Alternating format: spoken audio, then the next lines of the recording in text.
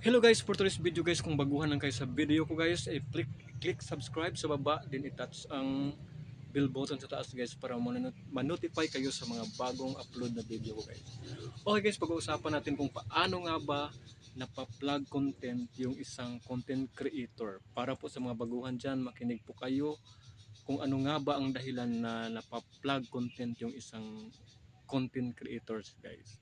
Okay guys, unang-una guys is mag-ingat po kayo sa mga ina-upload nyo na videos guys kung against ba sa rules ni Meta guys. Basahin nyo po yung mga rules ni Meta dyan sa guys, sa Meta Business Suite. Nandyan po lahat yung mga rules ni Meta guys. Basahin nyo po ng maigi, intindihin nyo po para malaman nyo kung ano nga ba yung mga dapat nyong i-upload before kayo mag-upload, ano mo dapat yung gawin nyo para hindi po kayo ma-plug content or ma-violation ni Meta guys. Kasi mahigpit na po si Meta ngayon guys, lalong-lalo na sa atin mga content creator dyan. Mag-ingat-ingat po kayo sa mga ina-upload yun na video guys. Kasi pag na yan ni Meta guys, violation agad yan guys. Kasi ang higpit-higpit na ni Meta ngayon sa guys, lalo na sa mga baguhan na nag ng mga video guys.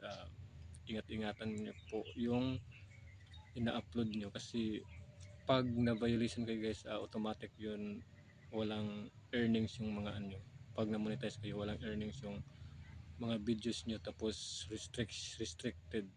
restriction yung aabutin nyo. Kaya mag-ingat kayo sa mga ina-upload nyo na videos na walang bawal, tapos yung yung walang sa caption, lalong-lalo sa caption guys. Mag-ingat po kayo sa paglalagay ng caption nyo kasi sensitive yun si Meta guys. Madali yung madetect niya agad guys. Restricted kayo, may violation na kayo agad guys. Kaya ingat-ingat po kayo sa mga ina-upload nyo. Basahin nyo muna yung rules and regulation ni Meta sa before kayo mag-upload ng mga videos nyo. Mag-ingat po, lalo na sa mga baguhan dyan. Huwag masyadong pa bigla-bigla mag-upload. Aralin nyo muna yung yung mga dapat yung gawin before kayo mag-upload ng mga video guys, para maiwasan po natin yung mga violation na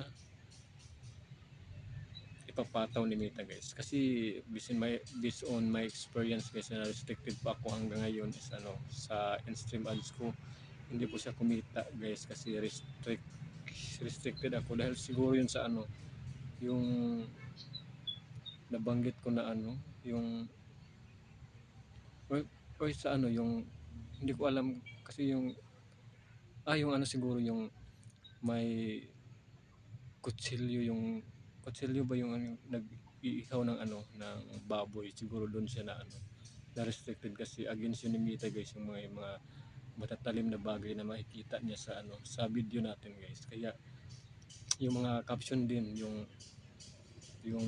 magbanggit ng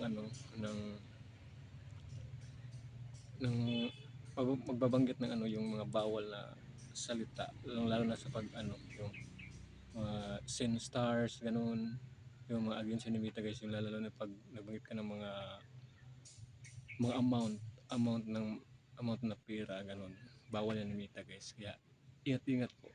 Maraming salamat.